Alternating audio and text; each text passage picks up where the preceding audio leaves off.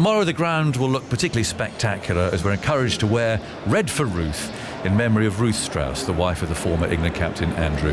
Ruth died in 2018 of a non-smoking related lung cancer. She's only 46 and mother to 2 young boys, and in her memory the Ruth Strauss Foundation was set up, dedicated to help research rare cancers as well as supporting families facing the death of a parent. So an emotional day tomorrow, and certainly an emotional match again for Andrew Strauss, who's with us now. Andrew, Sir Andrew, sorry, I don't think I've interviewed you in your new in that role. Well, you don't have to describe me as a sir if you don't want to. Don't I? No, you definitely don't. Congratulations anyway. Thank you very much. Lovely to be here. Yeah, good. Well, it's lovely. It's always rather sad that we interview with this as a sort of a backdrop, really. But I mean, do you sort of look ahead to this match and to tomorrow? And how do you sort of focus on this match now? Yeah, I mean, look, it's such an important match and opportunity for the foundation, you know, for us to showcase the work we're doing, and for me personally as a way of remaining connected with Ruth, and feeling, you know, I think for me personally it's about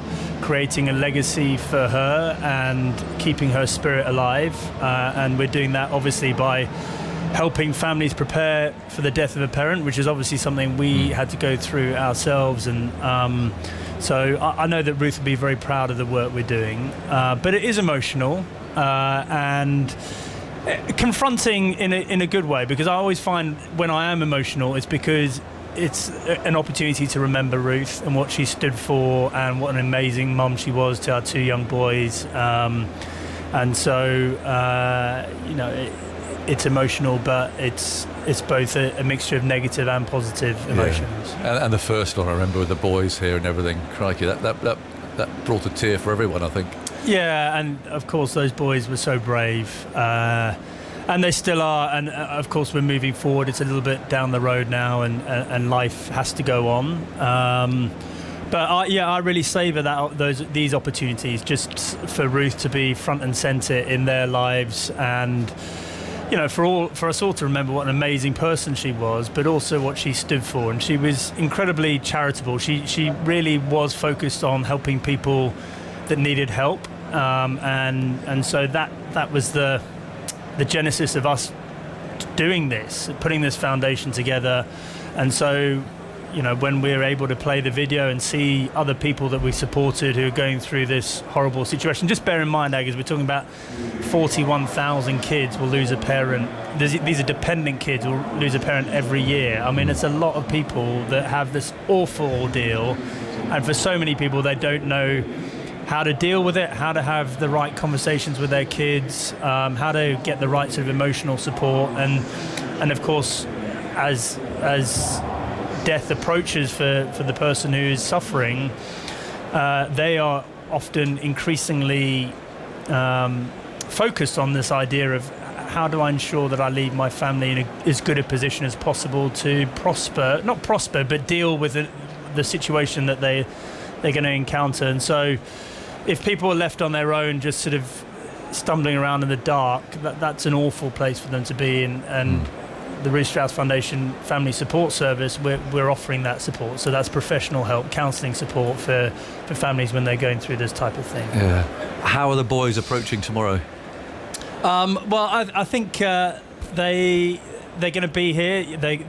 They're really keen to play their part in proceedings, but this year it's not just going to be about them. They're going to be other kids that we've helped, right, and other people that have helped the foundation as well. So we're creating a community is not the right way of putting it, but you know, the longer we are in existence, the more people we can help, and of course the more money we raise, the more people we can help, and you know, to be honest, there are a lot of people to help. So the bigger the community, the better in a way. Of course, no one wants to see any family go through this type of thing. But they do. And how that whole question of counselling the family together when the parent who is dying is actually still alive and present, presumably, at this. I mean, that's very, very raw, isn't it? Yeah, and you know, that's why you need professional help to do this. But you know, there's always, I suppose, as a parent, our number one thing is often we want to shield our kids from pain and suffering, and so the temptation there is to not go there with the kids. But what the research shows is that kids would prefer to be told and be part of it, because they know it's going on anyway. You know, they can feel this stuff, they pick up on the signals, and so they really worry if they're not being told. Like, why are we not being told? You know, are our parents lying to us and all that sort of stuff? And then, of course, the research also shows that a huge proportion of children suffer with unresolved grief post-death if it's not dealt with in the right sort of way. So, and that can obviously affect their life chances and their success in life afterwards. So, you know, it does require a bit of bravery on the parents' part at the right time. Taking that first step. Yeah, when and at do the you do right it? time. You know, and I think that's for Ruth and I, it was probably, you know, 3 or 4 months before she died, when I think Ruth said, "Look, Andy, I can't focus on living my life if I don't feel like we're prepared for this. So we need to go and seek some help." And it was just such a relief for both her and me, because it was the elephant in the room. We knew it was going to happen, but neither of us wanted to talk about it. And so Jenny Thomas, our phenomenal counsellor, you know, the first thing she said, and I can't tell you how reassuring it was for Ruth and I to hear these words. She said, "Just want to let you know, your kids are going to be okay. They're going to be sad, they're going to miss Ruth enormously, but there's nothing to prevent them having a full and happy life." And for Ruth, that was just like manna from heaven to hear that.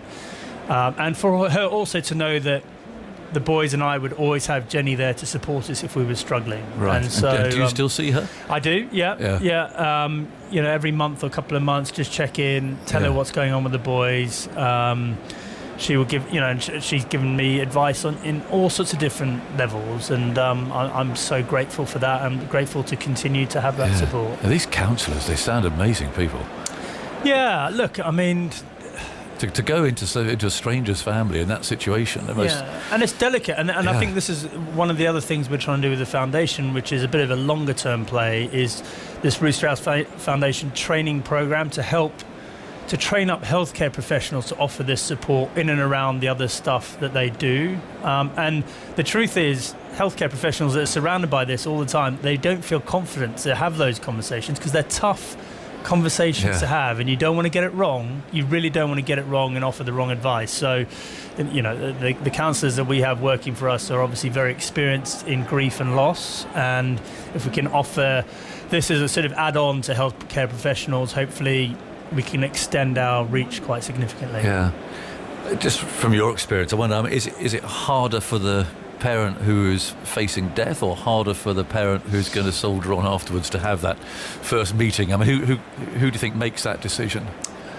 Well, I think one of the things that Jenny said to Ruth and I was, I really prefer the first meeting to be with both. Right. Just because she facilitates that conversation between the two of you, often when you're struggling to have that conversation yourself. Yeah. So look, I suppose there are people out there that are going through this right at the moment. Absolutely. And I would just urge you, if you are in that situation, to just take the first step, you know, and just confront that elephant in the room.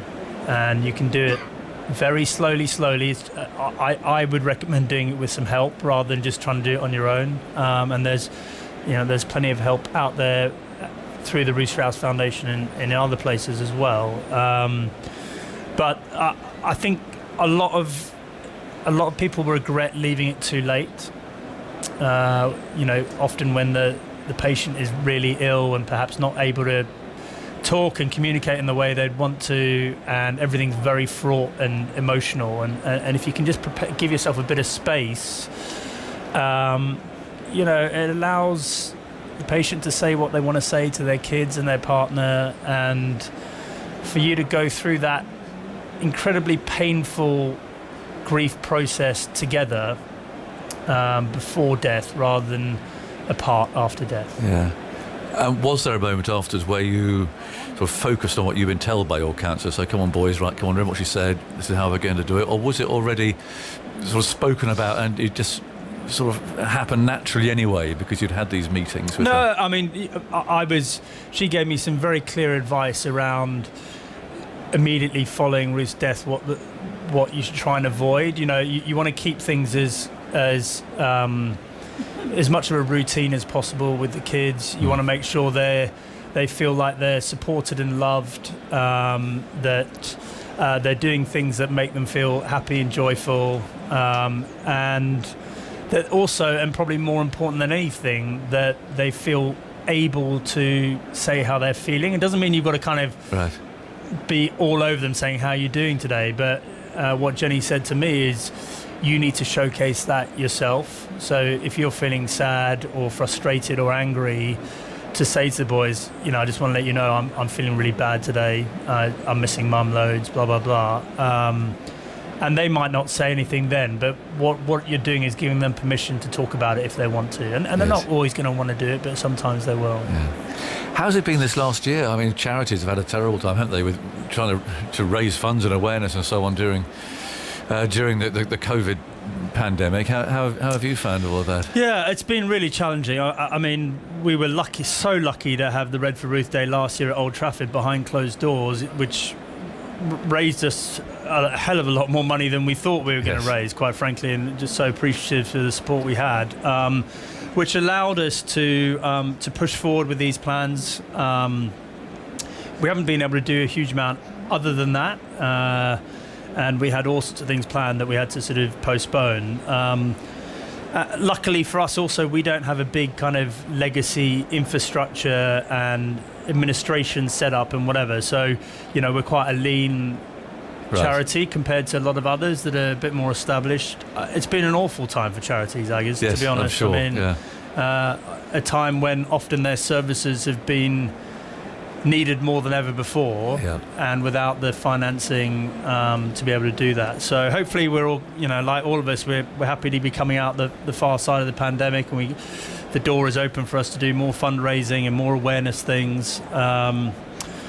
But there's a huge amount of work to do, and we feel pressure to make sure that we're delivering on our mission. Yeah. And how long term do you think it'll be? Can you see it going on way into the distance, or can you see this just setting up a system and awareness and this structure that you're talking about, and then you kind of take a step back from it? Well, look, I just feel like our sort of intention is to be able to offer support for anyone who's going through this, and so that all those families, those 41,000 children every year, doesn't mean everyone takes up our support, but we need to spread far enough and wide enough to be able to offer that. And on the other side, it's worth bearing in mind that we're also raising money to fund research and knowledge sharing into non-smoking lung cancer as well. So we've got the sort of dual aims and ambitions. We donated a sizable amount of money to Cancer Research UK into one of their research programs, which around non-smoking lung cancer, and we're looking forward to the results of that coming out shortly as well. So there's a lot on our plate, quite frankly. Sometimes it's scary, but we kind of know we're doing the right thing. And as I said, for me, you know, as long as I feel like there is a gap there that needs filling, and that we're not replicating what someone else does, and that we're doing it in a way that Ruth would be proud, then I'm all in. Yeah. Well, it's a very brave area to tackle, let's be honest. Yeah, and of course, just to make the point, I mean, that conversation about death generally, which has been very apparent over this last 18 months with COVID, you know, it's not something that generally we're comfortable talking about, but we need to talk about it more.